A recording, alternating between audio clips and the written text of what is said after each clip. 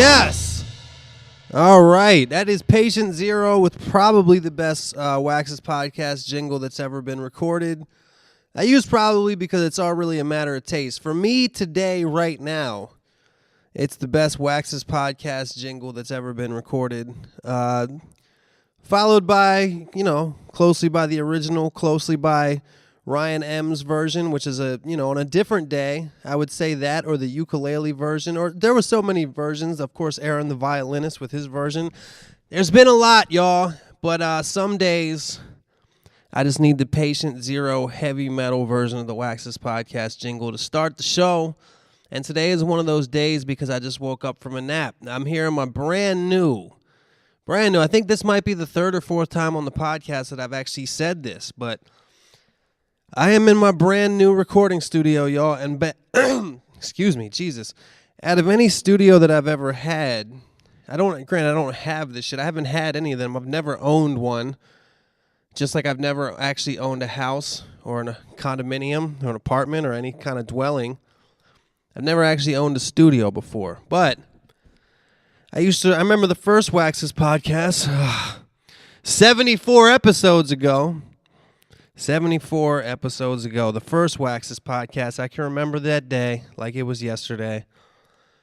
That was in my old spot, which anybody in the LA area that does music might know this spot. There's this place called ABC Rehearsal Studios. It's in North Hollywood, very close to Sherman and Coldwater.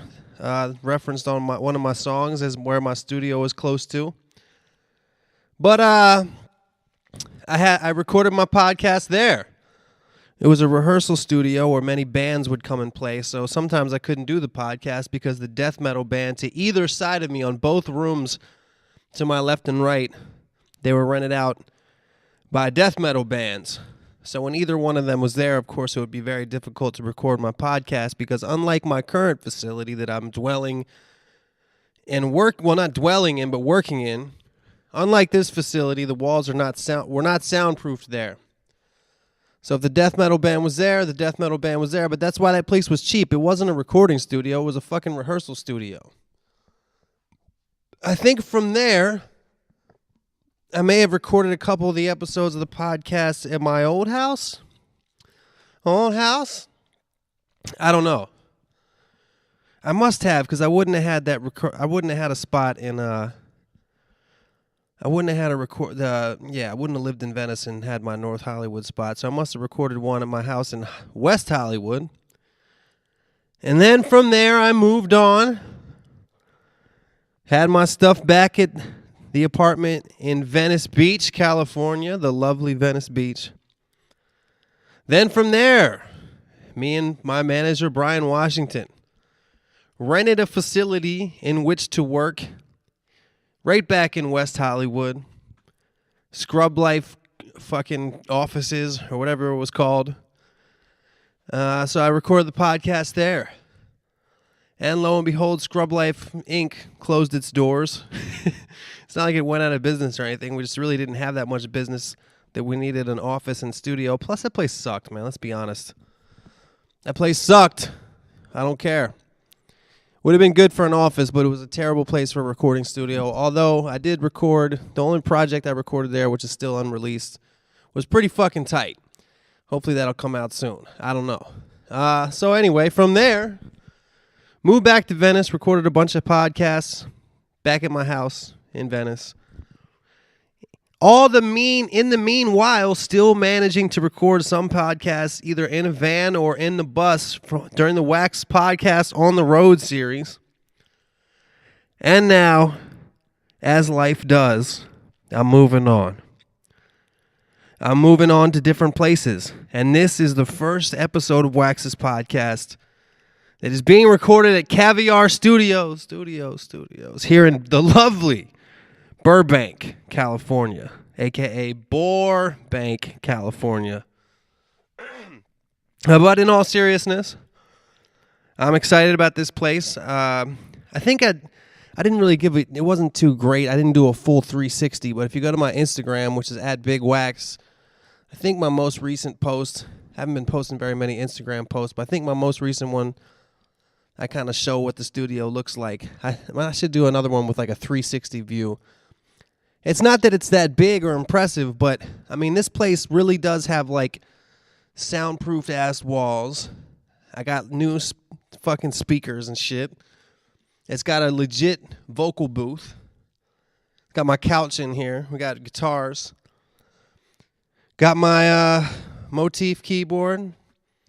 My boy Davey, who I'm splitting this place with. If you guys aren't familiar with Davey, I'm sure I've mentioned it on this podcast a bunch of times, but I make mad music with Davey.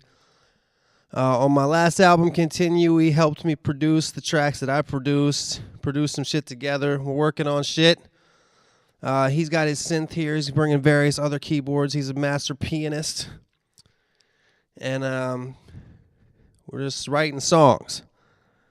Writing mad songs, so much so that I didn't do a podcast last week. But like I said in the last podcast, I might not be doing them every week, but I'm definitely going to be doing them at least once every 2 weeks. So just want y'all to know that. I'm not perfect. I'm not a podcaster. You know, when I called myself Wax, I didn't say that because I thought, hey, this is a great name for a podcaster, you know? I thought it was a good name for a rapper / musician. And that's what I'm supposed to be doing, right?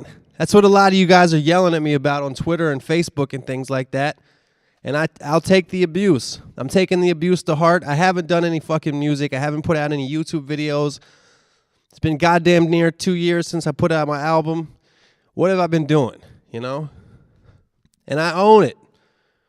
I own my mistakes. I own my laziness. Anybody that listens to this podcast knows that I don't shy away from criticism about me being lazy. I'm not the most ambitious person. I thought I was, you know. Years ago, I thought I was ambitious. I wrote songs about being ambitious. Wrote songs about just having that fire and hunger and energy. And you know what? I don't really have that same kind of hunger for success that I had back in those days. Money, the ability to live without having to work a regular job. I've experienced that for so long that I've been jaded. However, in recent weeks, I've relit the flame of why I originally got into doing this shit, and that's because that warm and fuzzy feeling you get inside of your body, you get inside of your heart, you get inside of your soul. That warm, fuzzy, makes you happy, maybe even makes you cry feeling that you get from just noise that involves scales and chords and rhythms and beats and drums. That thing that we call music, y'all. That thing, as Lauryn Hill would say. Yeah, so I've really been, the flame has really been kind of lit under my ass, you know, to make some more music. I've been making tons of music. Some of you will be glad to hear, hopefully. I don't know when I'll be putting the stuff out. I'm actually on some like writing songs for other people shit too, not just myself. Of course, I'll probably save all the best shit for myself, all the shit that I like the most, but I enjoy writing just songs about stuff that could possibly be sang by other people. Maybe even females, you know? How am I supposed to sing a song that a female should sing? My voice obviously doesn't have that lovely timbre that, say, a Whitney Houston in her prime had. How am I supposed to sing a song like that? I could write a song like that, but you don't want to hear me sing, what the fuck was that song that was her biggest song? I know it wasn't an original, but, and I, see, even that right there, you know? It sounded like a drunk Kermit the Frog covering Whitney Houston, the Bodyguard soundtrack, whatever that song was called. I Will Always Love You. You know? I could have maybe wrote that song. I'm giving myself way too much credit here. My only fucking hit was about a girl who wants to fuck, and it sounded like a child song. So I'm not going to give myself too much credit as a songwriter. But, you know, we'll see. I'm going to be in the studio for at least the next year. All fucking day, every day. You know what I mean? Been trying to work out a little bit. Definitely been working out. And I was telling somebody the other day, like, in the last year, I've done more like exercise, like going to the gym and shit that I've done in my entire life combined. And I swear to God, my body is not changed at all. There's literally no change physically, like in outer, and as far as I'm sure in inside, like my lungs probably work better. I'm definitely physically stronger. Like I could lift a bigger weight than I could a year ago. I can do more push-ups than I could a year ago. But I swear my body, like as far as outward physical appearance, has not changed one bit. And I'm starting to think maybe it never will. I'm just not built like that, y'all. You know? What else have I've been up to? Mostly just in here, man. You know, it's a whole process now. Because any of you guys that aren't familiar with the Los Angeles area, let me put it to you this way. I live in Venice, and I work in Burbank. By the way, I actually just put in my 30 days notice, so I'll be moving out of Venice soon and back up to the Valley. Probably save some money on rent, which is especially good since I picked up some rent by getting this place, you know. But my point is this. What made me decide to put that 30 days in, I was thinking that maybe I'd be a commuter like many of you out there, many of my fellow Americans and many other people that live in the world, especially the first world, where nowadays it's not uncommon to live in a suburb, commute half an hour to possibly even 2 hours for some people into some kind of urban area where you may work. So I thought to myself, maybe I could pull that off. I really enjoy living in Venice, but for the last 2 weeks I've been up here so much, you know, especially on the weekend, I'll just stay up here. You know, I got a couch in here. I'll sleep in this motherfucker, you know. And because I'm really trying to get shit done. If I'm just up here sleeping all weekend and then all week I'm here working, like I'm not doing the Venice stuff that I enjoy anyway. I haven't been going to the beach. I haven't been riding my bike, you know. So what am I even doing out there? So I put in my 30 days notice and I'm going to move somewhere up near where I work at. For those of you that don't know, Venice is essentially like there's lost like look ahead right now and close your eyes, and in the very center, picture Los Angeles. Now think of where southwest, not the southwest part of the city, but southwest of the city is Venice. And then look northeast of the city, and that is where you will find Burbank. So, and you can't go, I guess you could, there is a route you could take where you go right through the city, kind of a straight line, but really more like a crossfade, like a quarter pipe, it would look more like a quarter pipe, the route you would take. But as you can imagine, going straight through Los Angeles like that, you're going to encounter a lot of lights and traffic and things like that. I guess you can you're going to encounter traffic. So the quickest way to go is actually more like an L. You know, you take the two sides of the rectangle. Of course, that way you encounter a lot of traffic too. Because as any hacky 1980s comedian would have told you, Los Angeles has bad traffic, just like the way airlines have bad food. So you got to travel in the middle of the day or late at night if you don't want to hit traffic. Anyway, that's why I'm moving, because it's a bitch of a commute. Another way to say that they're far away. I believe that there are like two, there could be more, but as far as I know, in Los Angeles, there's two main airports. There's LAX and there's the Burbank Airport. There's like little airports too that famous and rich people fly their private jets into, but as far as commercial places where like Southwest and Delta go, there's Burbank and LAX. And I live right next to LAX, and I work right next to Burbank Airport. So, you know, you can kind of tell how probably opposite sides of the town those places would be. You know, the two major airports. One is a 5-minute drive from blah, blah, blah. The other's a 5-minute drive from blah, blah, blah. God damn. Pretty interesting, huh? Aren't you just so interested in everything that I'm saying? What else is going on? I don't have any notes this week. Just here in the studio. Sitting in the studio, trying to get to you, baby. I can't believe that song is so popular.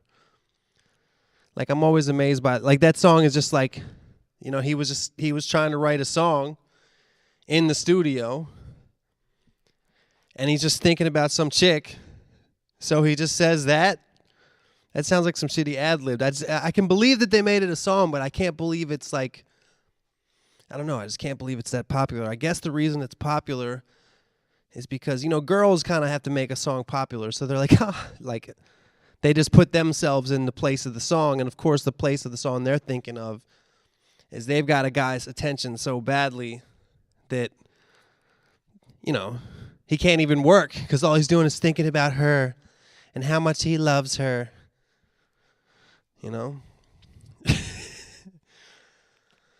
So, yeah, that's what I've said so far today. I don't know how long I've been talking, but all the things that I've already said, that's what I've said so far in this podcast. Episode 74. Quick story about the number 74, and this is a true story. Shout out to my boy AK. Not AK from I got two friends named AK. A West Coast AK and East Coast AK. They're both from the East Coast, but one of them I know from the West Coast. Anyway, this is about East Coast AK that I've known for longer. AK is a CPA. Give him a clap and round of applause. It's not easy to do that. You got to get your degree in whatever the fuck, I guess, accounting. And then you got to pass a series of very difficult tests to get that CPA certified license certificate or whatever kind of bullshit document they give you. But in order to pass these tests, you have to pass like 4 or 5 tests in a certain amount of time, an allotted amount of time. Like say there's 4 different tests. I think there's 5, but let's just say there's 4 tests, and within a year and a half, you have to get at least 75% on every test. So this motherfucker passes 3 of the tests. He's got 1 left, and I think you get like 4 or 5 opportunities to take the test. Got to get a 75% to pass. He goes and takes the test, and he gets a 74. He goes to take the test again, and he gets a 74. He takes it for the 3rd time, and he gets a 74 again. 3 times in a row. Before he did eventually pass the test. Like I said, he has his CPA now. But for 3 times in a row, he got a fucking 74 on this test where you have to get a 75 to pass. So his nickname became 74 for a while. I don't know if you find that interesting or not. Probably more funny if you actually know this guy, because his other nickname is Captain Demo. Because he's one of those dudes that gets drunk and he's real clumsy, I'm actually not one of these dudes. I get, I don't give a fuck. I get very drunk. Many times in my life I've gotten very drunk, and I'll pass out or I'll fucking be a little stumbly. But those dudes that like they get to the 6 beer point and they're not just stumbly, like they break shit. You give them something, they break it. You give them a glass, they drop it. You give them a flower vase, they're going to drop an anvil on it. They're just breaking shit all the time. So his other nickname was Captain Demo because he's a clumsy drunk, which is interesting because the other person that I was referencing in my head as a clumsy drunk is my friend AK from out here. So both of my friends named AK. Don't give them a beer in a pint glass. Give it to them in a sippy cup, What am I talking about today? What else do I got to say? It's a little hot in here. I don't know why I'm wearing this sweatshirt right now. Maybe that's why I'm hot. This is why I'm hot. I'm wearing a sweater when I probably should not be wearing one. This is why I'm hot. Remember that song? Mims? Mims was the name of the dude who sang that song. That's like the ultimate one-hit wonder right there. Because that's not a respectable one-hit wonder. No offense to him if he ever hears this. I get why that song was popular. I understand it. It's very easy to sing. I mean, I just sang it now, probably 10 years after the fact. Hold on 1 second. Good-ass coffee. They got a official like European style espresso machine at the gas station next to this studio. The gas station has a straight up, like, every gas station in Europe, every side of the road thing in Europe has these mad official espresso machine joints. That's just like their version of like in America, all gas stations have some shitty cappuccino machine next to some cold coffee, That's their version of that is a nice one. Anyway, what the fuck was I talking about? The This Is Why I'm Hot guy. Keep in mind, y'all, I did not fucking plan on talking about this. I didn't plan on talking about my friend AK. I don't know what the fuck. I'm just rambling today. But that's not really a respectable one-hit wonder. You know, like, I mean, it's probably more respectable than my one hit. I had one hit, and wasn't even a hit in America, and it was a very silly, childish song about a girl that liked to have sex a lot. So I'll give him that. You know, I'll defecate on myself if I fucking so choose to. Thank you. But just verbally, I'll defecate on myself by saying that This Is Why I'm Hot is probably a little bit more respected than my one hit that wasn't even a hit in America. I wonder if This Is Why I'm Hot was a hit in Germany and Austria like my shit was. Who knows? Doesn't matter. My point is that there's certain songs that are one-hit wonders, like fucking Gnarls Barkley, Crazy. Did they ever have another hit? I know they're fucking critically acclaimed and have had several albums of good music, but that song, as their one hit, was like a fucking amazing one hit. You know what I mean? The 80s had a lot of amazing one-hit wonders. You know what I mean? Songs you still hear today, classic songs. There's hip-hop versions too. I can't think of one right now. Let's just say I know Rob Bass and Easy Rock had Joy and Pain as well. But It Takes Two. It Takes Two by Rob Bass and DJ Easy Rock is a fucking classic. And they still play it all the time. You still hear it at Halloween parties and shit this past week. And granted, I know all you hip-hop historians that are listening are saying, well, Joy and Pain was a pretty good follow-up. I don't even know which one came first. Then the vast majority of you are like, who the fuck is Rob Bass and DJ Easy Rock? I'm 15. That's what the vast majority of you are actually thinking to yourself right now. But the few of you that are hip-hop historians, I apologize that they kind of were like a 1.5 hit wonder. But you get my point. This Is Why I'm Hot will never be revered the way that It Takes Two is revered as a one-hit wonder in hip-hop. Another example being, you know, who's a one-hit wonder? I mean, even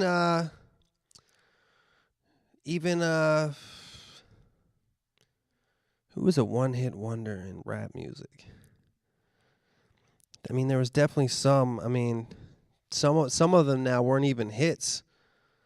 You know, like back in the day, 93 Till Infinity, which is arguably Souls of Mischief's only quote-unquote hit. It wasn't even a hit. Like, it had a video. You might see it twice on BET.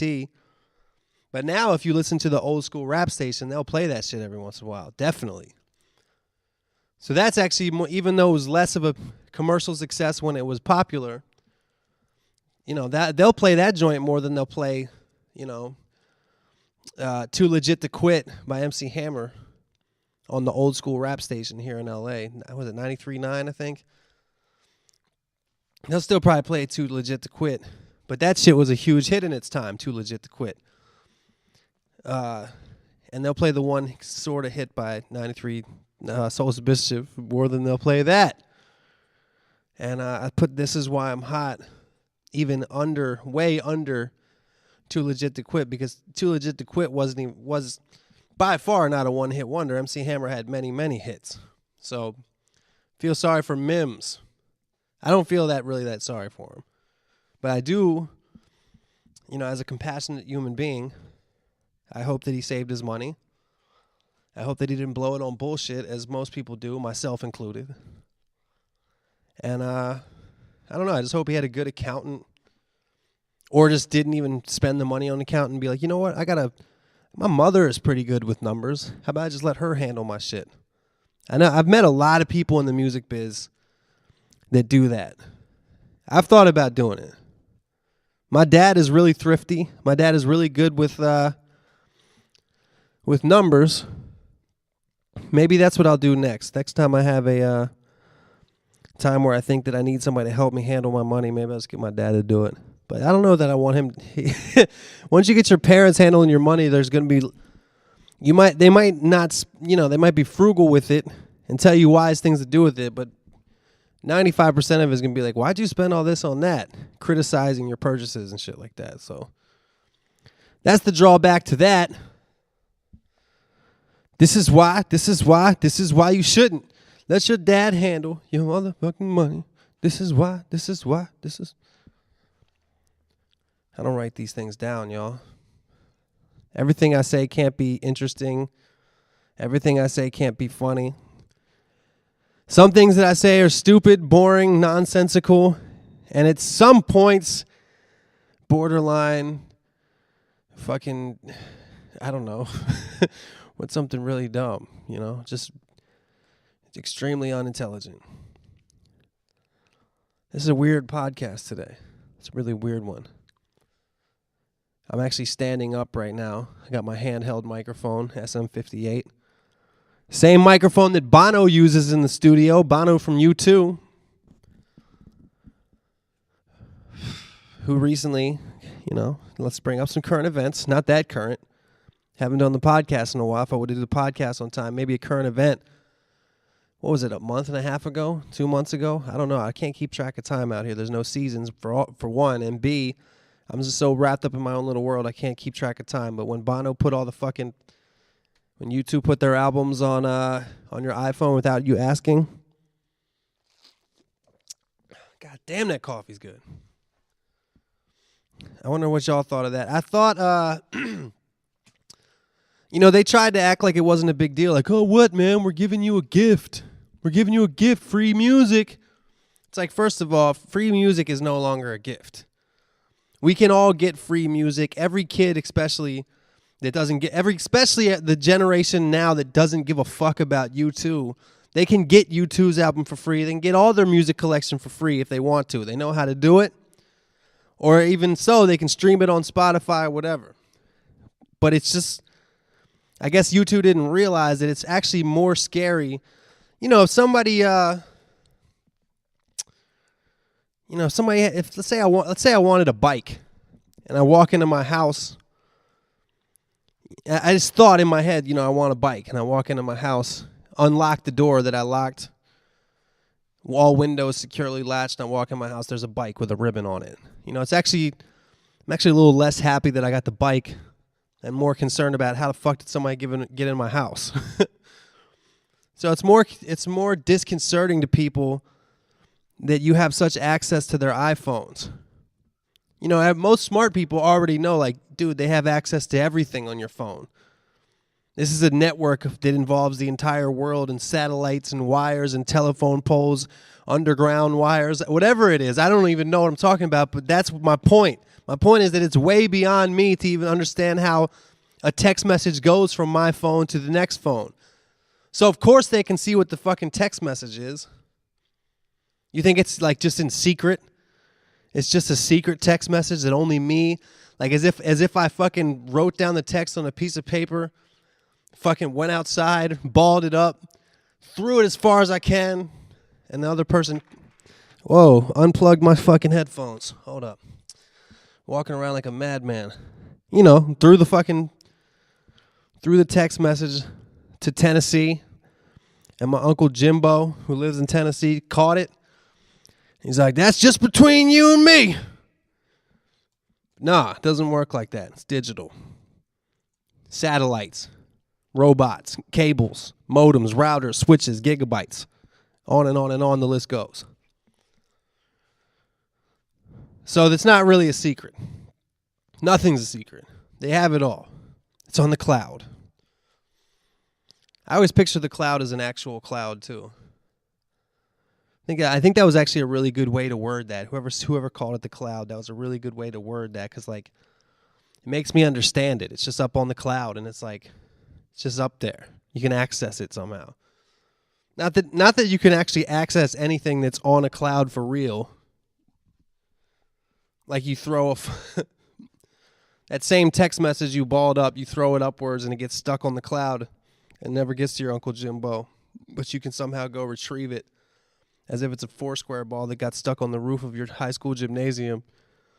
For all the people that were playing Foursquare while you were in high school, probably should have went with the elementary school gymnasium on that joke. But, I'm not a professional comedian. As I said before, I'm a professional musician. I didn't call myself Wax the Comedian. I had that conversation with DJ Zoe, my dear friend DJ Zoe, probably 2 years ago. He was a little upset with his job. And he liked the job. He actually was working as a company. He was in the merch department, shipping out T-shirts, things like that. No offense to the company if anybody listening knows what I'm talking about. But he wasn't happy with the job because he's a fucking DJ. He didn't call himself Merch Guy Zoe. He called himself DJ Zoe. Nobody looked at him when he was a kid and said, "You're a DJ. You're DJ Zoe." As if it was some kind of arranged marriage between him and a set of turntables and a mixer. That didn't happen that way. He found his love, and he called himself DJ Zoe. So, of course, when he becomes Merch Guy Zoe, just because he likes the weekly paycheck, he's not going to change his fucking name and moniker in his own head to Merch Guy Zoe. He's still always going to be DJ Zoe. He gets out of Merch Guy Zoe world. He goes home and he becomes DJ Zoe again. In his bedroom, doing his crab scratches, or whatever the fuck those are called. His robot fresh crab zorp scratch routines. And he just wishes in his mind that he was no longer Merch Guy Zoe. And he didn't have to be some type of Clark Kent and Superman personality. He could just be Superman all the time. Super DJ Zoe all the time. But alas, he was not. So, he ended up quitting the job, not the DJ job. Now he's a full-time DJ again, and let me tell you something. He's a better man for it. He's a more happy man for it. So the reason that I wrote that down way ahead in advance before saying that story was because I want to be inspirational. I do this podcast to inspire you. I make music to inspire you. The things that I say are important. All right. All right, that's enough fucking that. Let's get to some questions and shout-outs. All right, I'm back. Before I get into the questions and shout-outs, I want to give you some insight into what kind of person I am. I went to my Yahoo Mail account, and even though I use Gmail for the podcast, beatsforwax@gmail.com, by the way, if you want to send me an email, if you want me to try to answer your email on the podcast, send it to beatsforwax@gmail.com. Not the number 4, just beatsforwax@gmail.com. Also, while I'm doing like little podcast announcements or whatever, go to iTunes, rate, review the podcast. It's somewhere on iTunes, Wax's Podcast. I'm sure you can search Wax's Podcast and find it. And if you go to my website, wax.com.com, waxdotcom.com, and click on podcasts, there's a link to amazon.com. And if you click on that link to amazon.com, then use amazon.com exactly how you would use it, a percentage of whatever you buy goes to me. Well, it actually goes to my brother. My brother is the one who opened that up, and it goes to like him buying diapers for his kids. I literally think we've made like $15 from it, if that. But that is a possibility. All that aside, I go to my Yahoo Mail, and right on the front page of Yahoo, there's a story. And it has, I wish I could show you what this looks like. It has, I guess this is fucking 2 Disney characters. One of them is like Snow White, and one of them is like Sleeping Beauty. And it shows their upper torso from like where their nipple would be. These are animated characters, and it's like from right above where their nipple would be. It shows up from there. It looks like they're naked, and if you were to, it's like at a peep show. If you were to like take the screen down, they'd be naked. And this headline says, "Breast cancer awareness effort uses Disney art. Betty Boop, Lois Griffin, and other animated princesses." Cartoons bear scars in a controversial series to support survivors. So and then it says, see the images and click it. So basically, you don't really read kind of like scar, blah, blah, blah. And basically, I guarantee you this thing has been clicked on so many fucking times, but I'll tell you straight up, every once in a while a Yahoo news story will get me. But this one, of course I clicked on it because I thought I thought they were going to show these animated characters with their titties out. I thought that was going to be the controversies that they showed their tits.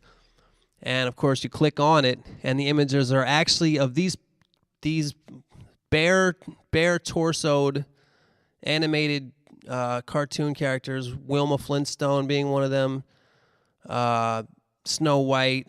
I don't see Lois Griffin, but it's just like there's no nipple or breast at all. It's just like a scar, like it looks like stitches, So just know that you're listening to a person that actually kind of excitedly clicked on that link, hoping that he would see Snow White titties. Snow White's titties, y'all.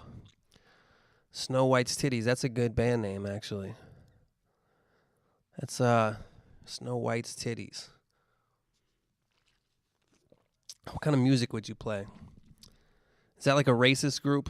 It sounds super white. I don't know. Maybe that's like a skinhead R&B singer. Like, that R&B. It actually, shout out to, I think it was TJL who sent me that dude. It's that white dude who kind of has that like Frank Ocean, The Weeknd sound. His name is Black, like Sleepy Black. It was the first I had heard of him. I looked at some of his stuff, and it's like sometimes you got to get over that trendy shit, man. Like sometimes the trends go too far, and I thought it did a little bit with him, man. Just kind of like reverbed out, like wannabe Frank Ocean kind of deal. And maybe I'm a fucking hater, and I just didn't let myself go enough to feel the emotion of the dude. Or maybe I just didn't listen to enough of his music, but I just did not feel the dude, man. I didn't feel him. But if that dude was a skinhead and sang that kind of music about how much he hated Jews, then his name would be Snow White's titties. Shout-outs. Kieran in Melbourne. Grant the Plant. EJ from Purdue, who I think I actually might be reading a thing from EJ from Purdue. Brian the Trainer. Brian the Trainer recommends CES Crew. That's CES space CRU. And I did watch one of their videos. It seemed like they could rap, man. They're like a strange music band. Rap group. I gotta check out more of their stuff. But according to Brian the Trainer, they're the shit. Matt from Federal Hill. Dan from Baltimore. Strange that those were right next to each other. TJL. Ed from Chicago. Lano. Joseph, a.k.a. King Barbecue. And Chris H.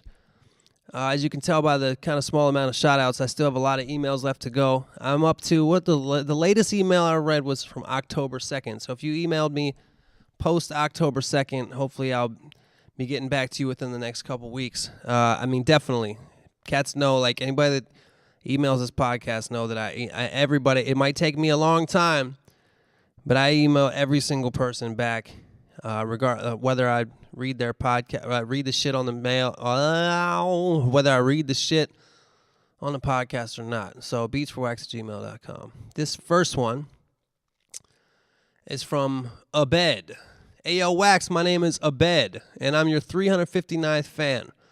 I really enjoy your music. It cheers me up on the shitty days. Thanks, man. I appreciate that. Anyways, I've been having some trouble with college. I didn't think that it was going to be tons of work, but it was a shitload of work. That I can't handle. Being the non-working kind of person. Hey, cheers to you, Abed. Hold on one second. Gotta stop drinking and getting, my coffee. I gotta drink it before the podcast because it gets cold. If I take too long, I record the podcast. All right, blah, blah, blah. Being the non-working kind of person. I'm not thinking of dropping out, but at this moment, I just feel burnt out with no solution. Do you ever get burnt out and just want to sit there and do nothing all the fucking time? That was me speaking, in all caps. Also, when it comes to female interaction, face-to-face, I seem to go blank with nothing to say. How can I keep a convo going? You probably heard this a billion times, but fuck it, I'm typing it anyways. And then you praise the podcast, and I appreciate that very much. Abed, let's start with your first problem. This is a fucking hilarious problem if you really think about what the problem is. He didn't think college was going to be a lot of work, but it turns out that it was a shitload of work, and he's a non-working type of person. You know, he doesn't think he's going to drop out, but he just feels burnout with no solution, he says. No solution. The solution couldn't possibly be... I'm not making fun of you a bit. I'm actually like relating to this like a motherfucker.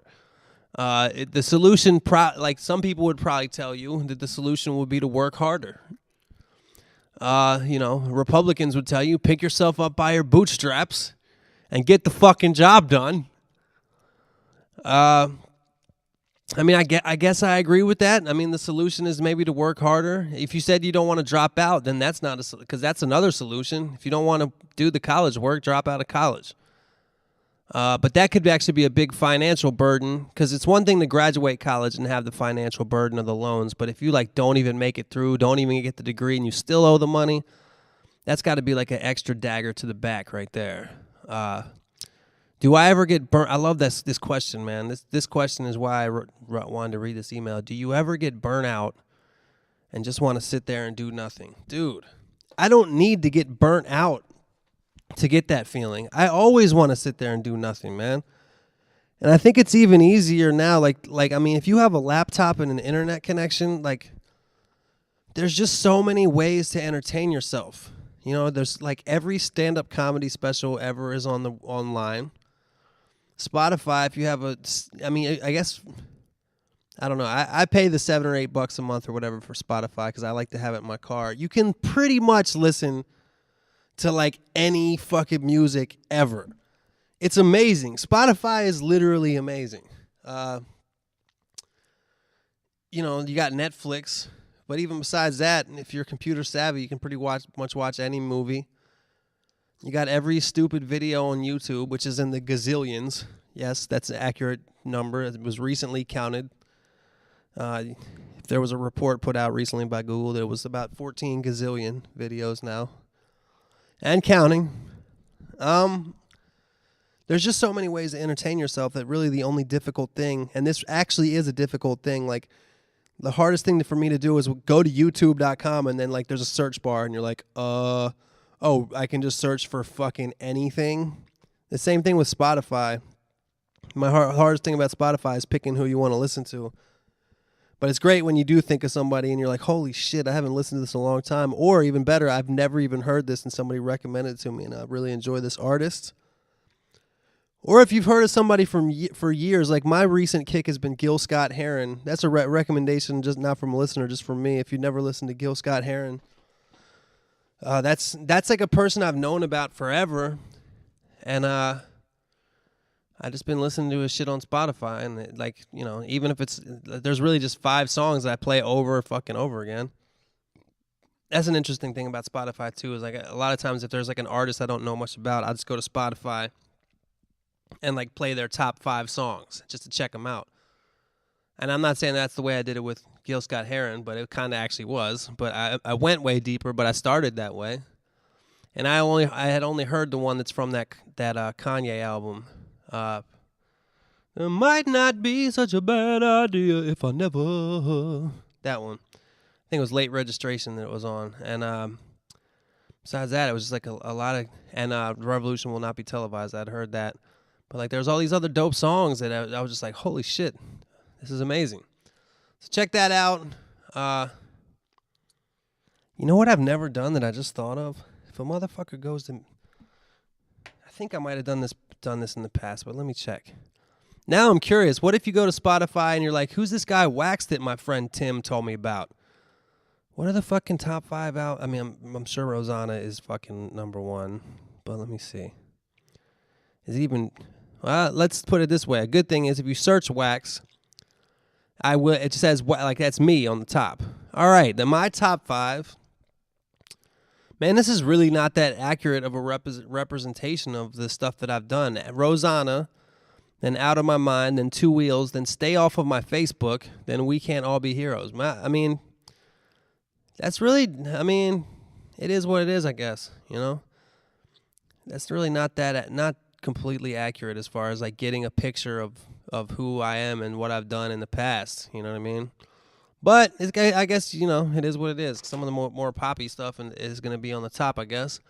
We Can't All Be Heroes is still kind of fucking dark. So if you want to get the depressing wax darkness, which I think there will be a little bit less of on my next album. I think my next album is going to be a little bit less depressing than some of my past work.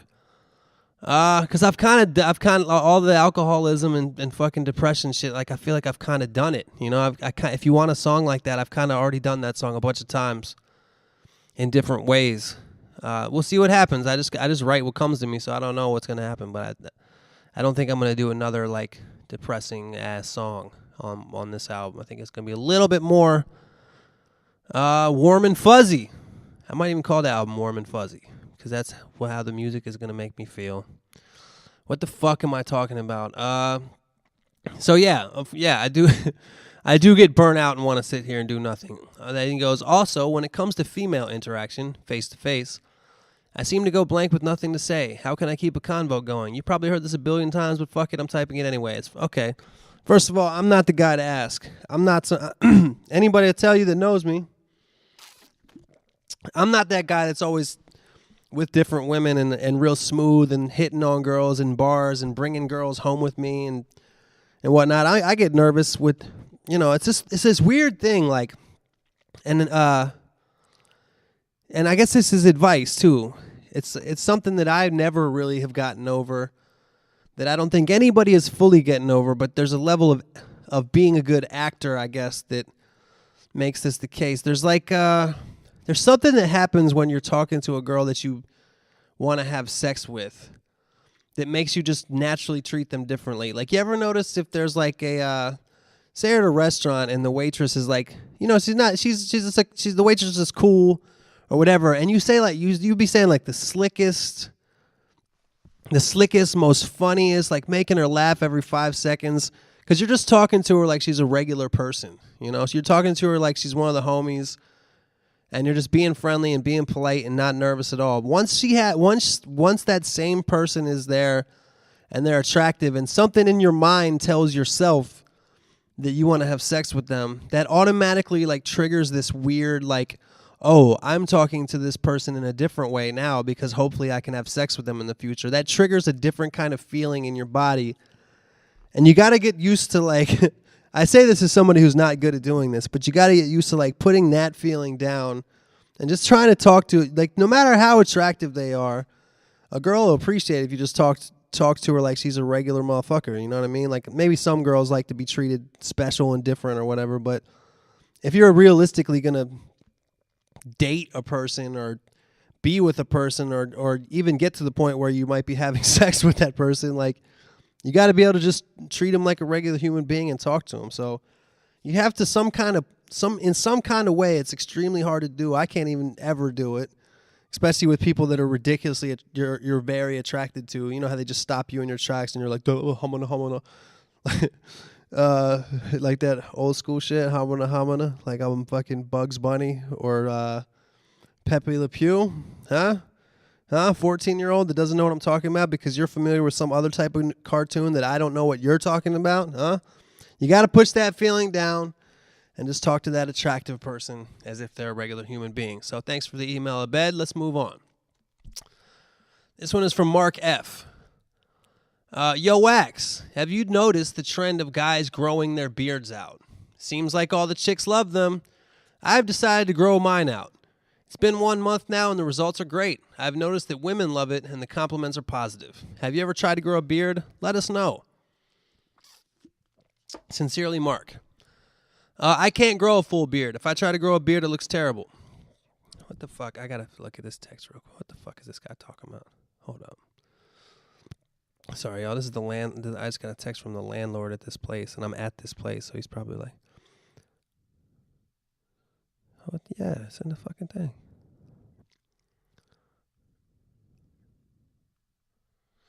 Don't Davey not pay the fucking rent? Hey, buddy. He talks like that. Hey, buddy, did you put the check for me? I need it TX. What is, oh, TX is thanks? I was like, you need it? And he's, hey, buddy, did you put the check for me? I need it TX. I thought he meant like he needs it in Texas. I was like, TMI. He's like, TMI, what does that mean? I'm like, TX, what does that mean? I'm an idiot. I don't understand these fucking simple text things. Anyway, sorry, the reason I was just acting weird is because, like, I'm in this building, and that dude's in the building. He texted me. For all I know, he's like, can you open your door? And he's, like, right behind me. So, yeah, this email's about dudes growing their beards out. I can't grow a full beard. I'm one of those people that, like, if I try to, like, I can grow a thick mustache and a thick goatee, and all the shit on the side is just real whack and scraggly. It's kind of like the sides of my cheeks are like a bald man's head. It only grows, like, here and there. That being said, if you're like me and you have that kind of facial hair, which a lot of people do, a lot of dudes can't grow out a full beard. My biological father has a full beard, and he told me that he couldn't grow a real beard until he was like 45 years old. So I didn't even know that that was a thing, but apparently that's possible. It'll probably happen to me because I noticed that I get a couple more fucking hairs every year, you know, so by the time I'm 50, I'll probably be able to grow a full beard, but right now it would look terrible, you know.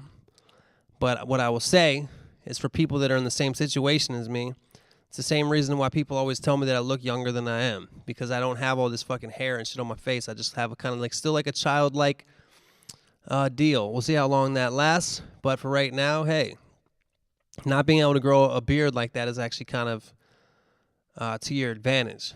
It's also much easier to shave. You can shave your face really fast.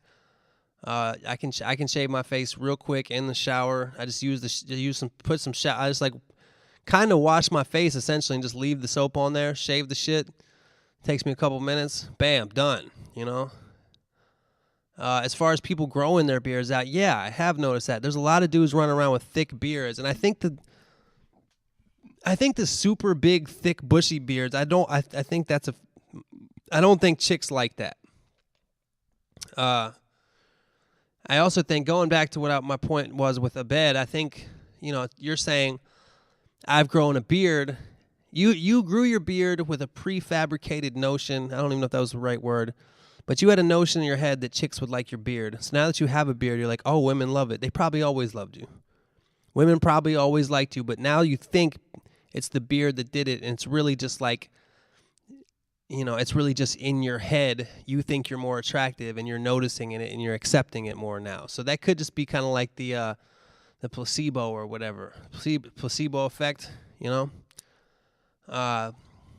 So yeah, I don't know. You got to ask women. I think that what women are attracted to as far as physical appearance, besides the obvious things, like as far as like they like dudes that are at least relatively in shape. I know a lot of chicks don't like big muscle dudes and stuff like that. A chick that I was traveling with on the Warped Tour thought like abs and shit were gross, and I can understand that. Because I think that shit's gross on girls, honestly. But you know, the basic shit, there's like a certain level of societally approved attractiveness that we can all say that most girls dig. You know what I mean? Relatively in shape.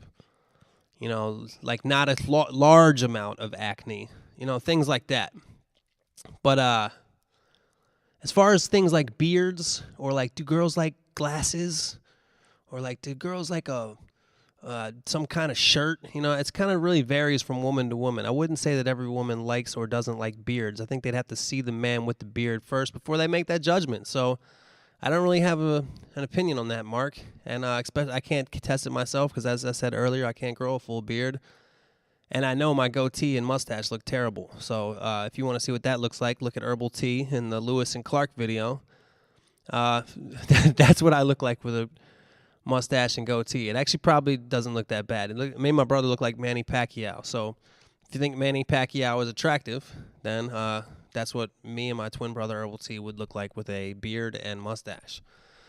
A little more ethnic, so to speak, a little less white, a little more, are you Filipino or Cuban? You know what I mean? Let's go on to Tommy in Alexandria, Virginia. Lovely city in Northern Virginia with an old town area. I've been there many times when I was in the D.C. area. I saw it's in Alexandria. Me and my brother, when we were in like high school, we saw this band, the Average White Band from the 70s. Fucking place in Alexandria, Virginia. Anyway, what's up, Wax? First time I heard A lot of praise. I'll do a light read of the praise. The first time I heard you, I was in my car. We Can't All Be Heroes came on. The song caught my ear. Checked out your tunes and I've been a fan ever since. Real good stuff. I also dig your podcast. It never fails. I gotta disagree with that, but no matter what, I end up laughing my ass off at some of the things you talk about. Keep up the good work. I appreciate the praise. Thank you, Tommy and Alexandria. And now let's move on. I remember one podcast you mentioned you rode a bike around your neighborhood. Seems like a dope-ass area you live in, so that must be nice. Dude, I live in like one of the best areas in the world for riding a bicycle. Like it's just, I shouldn't say that because having traveled Europe, like some urban cities in Europe, like Amsterdam, Rotterdam, fucking Copenhagen, Denmark, like those places are built for bike riding because that's how a lot of people really legitimately transport themselves from place to place. But Venice, California, like has mad bike paths. You know, it's relatively safe, and there's designated areas on the side of the road and all that shit. And it's just like a lot of cool places you can ride your bike to. So you're right, it is a dope area I live in. Riding my bike around Burbank will not be as cool, but hey, gotta work. I do the same thing and have to say it is a great way to get outside, get a little exercise, and check out the sights. By the way, just as a side note, best bicycle riding city that I've been to in America was definitely Boise, Idaho. They have a culture there of bike riding. I don't know exactly why, but it's a beautiful place. Like mad like whitewater rafting, and ride your bike to the place where you get on the whitewater raft, you know? That being said, not the best place for attractive women. Anywho, what kind of bike do you ride? Road, mountain, hybrid? Keep up the good work, Tommy and Alexandria. I actually do ride a hybrid. When I bought my bike at the bike store in Venice, that's exactly what they called it. They called it a hybrid between a mountain bike and a road bike. And a beach cruiser, I think, was even in there. But it's just my bike is dope. I don't know anything about bikes. I don't even remember what kind of bike I have. I'm not real big on remembering brands. Like I can never remember what kind of guitars I have and what kind of effects and what kind of programs, what kind of speakers, what kind of interfaces and all this shit. Like it's very hard for me to remember like what I have. And like audio nerds look at me like I'm crazy that I don't remember exactly what kind of guitar I have. I'm like, I know how to play it, you know. So that was like a, pretty long email, but really the question was, what kind of bike do I ride? So yeah, Tom, it's a hybrid, and thanks for the email. Got one more. This is a relatively involved one, I think. It's from EJ. EJ in Purdue, I believe. EJ from Purdue. Hit Wax, what's up, man? Your reply hopefully will be busy making music, but took a break to make this podcast. My response, fuck yeah, about damn time. Yeah, that's actually pretty accurate because I am busy making music and I took a break from making music to make this podcast. So that's strangely accurate. You mind reader, do you live outside in the bushes, you stalker? All right, enough bullshitting. I think this would be a good topic to talk about on the podcast. Have you ever wanted to bang one of your teachers? Whether it be in high school, college, or maybe even grade school. Actually, there was one in grade school. Miss Rosenblatt. I remember that from like 5th grade. That was like when I first started having like feelings of like, oh, like she's like something. There's something about her that makes my penis feel tingly. If so, how many? I think it was Miss Rosenblatt. I know there was a teacher named Miss Rosenblatt. And I think it was her that was good looking.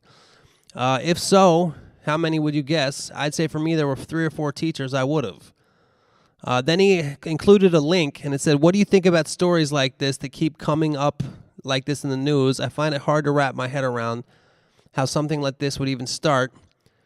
P.S. How is the 32-year-old much better look better than the 24-year-old? And yes, I found this article on Facebook. Sorry for the long email. I hope this can make the podcast. EJ, hold on one second. Let me click this link. Wait. Hold up. Wait a minute. So he sent me this article, and I wanted to read this because first of all, he's right. The 32-year-old woman on the left and the 24-year-old woman on the right. The 32-year-old woman is like bad. 24-year-old woman is kind of like, oh, she's the teacher though. I'd get up in that. But the point is, all right, 2 pretty blonde English teachers allegedly gave a 50, and it's not English as in from Britain. That means they teach the language of English in class.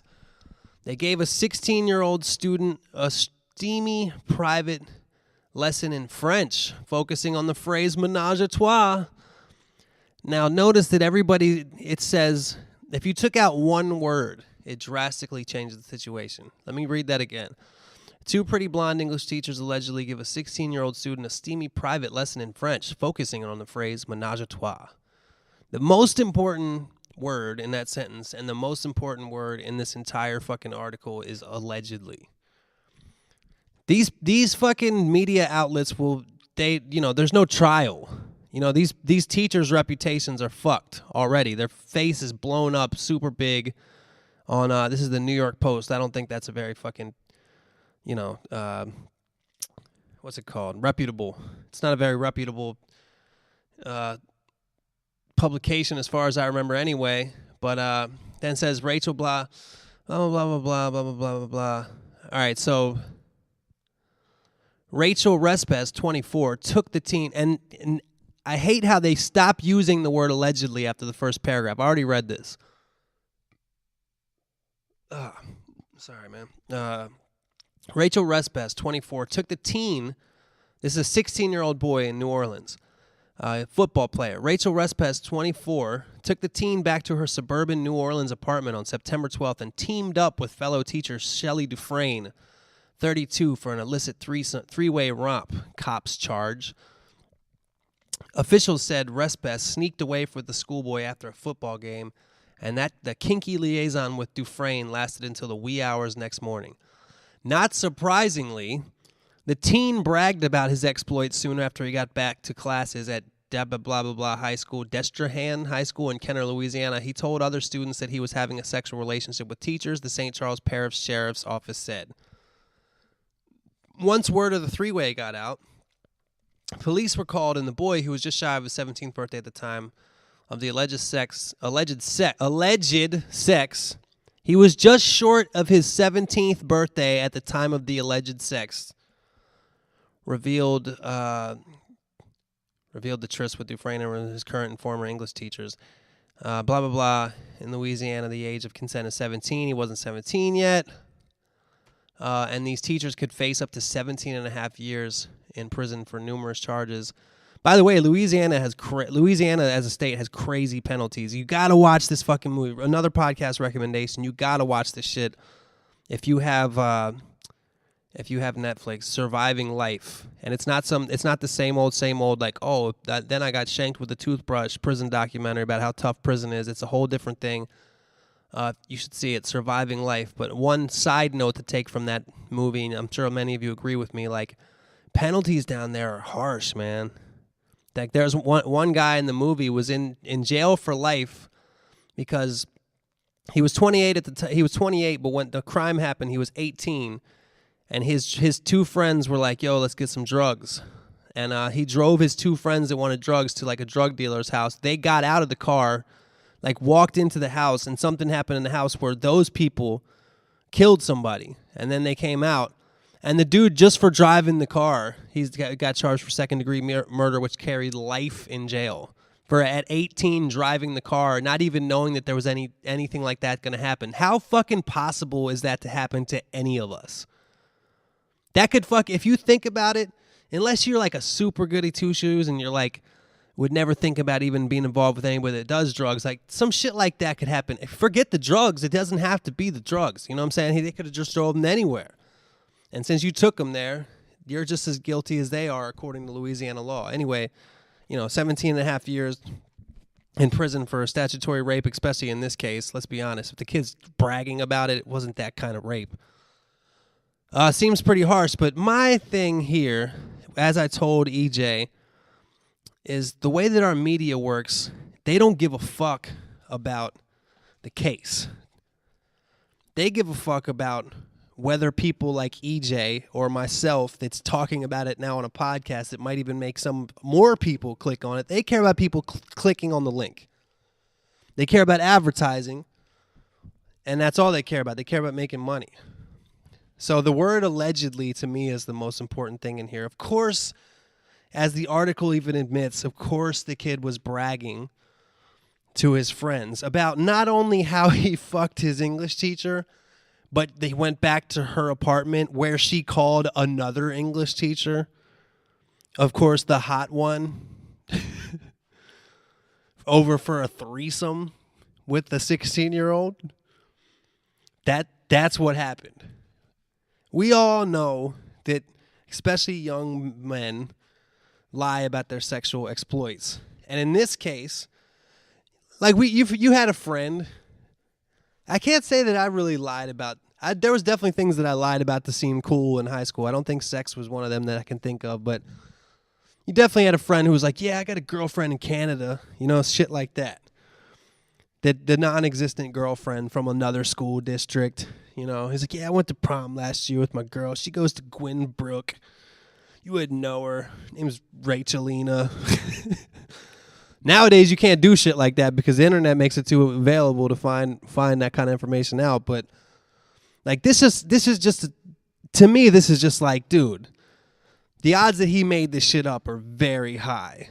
Like, he didn't just fuck the one teacher. She called up the other teacher, and she came over to have a threesome. Really? I mean, hey, especially with the way the 32-year-old looks in this picture, more power to him. But think about how fucked up it is if it didn't happen, and he's just lying to brag to his friends. And now these teachers' reputation they're just totally fucked, and their faces on the their faces all over the internet.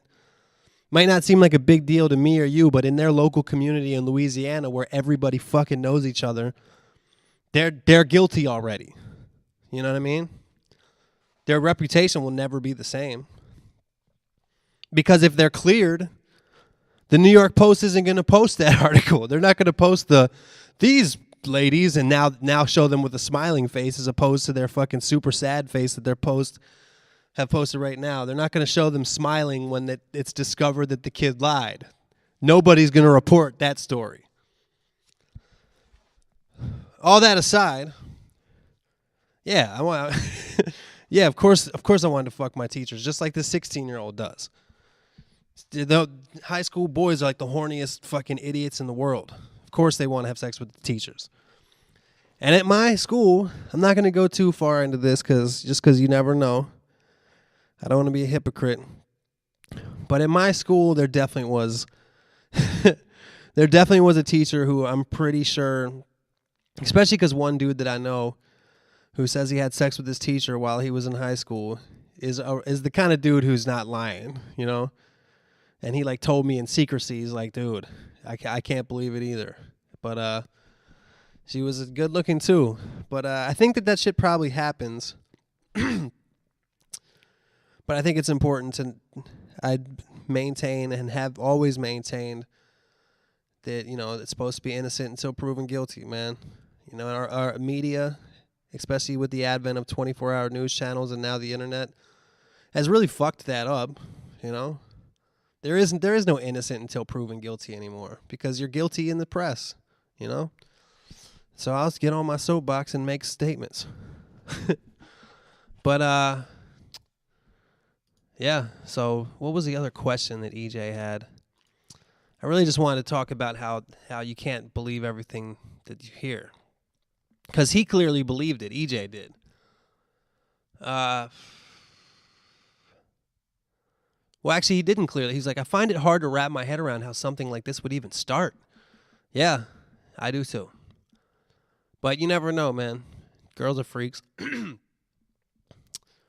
But I just don't see the 32-year-old English teacher coming over and being like, yeah, sure, I'll take part in your, sure, yeah, threesome with fucking the 16-year-old kid from the football team. Yeah, I'll take part in that. Sure, let's have that threesome. I just don't see that happening. I think it was made up. But it looks like that was the only question, really, that EJ had. And I think that might have to be the place where we wrap it up here on Wax's Podcast, episode 74. Episode 75 coming soon. That's a milestone. 75 is kind of a milestone for some reason.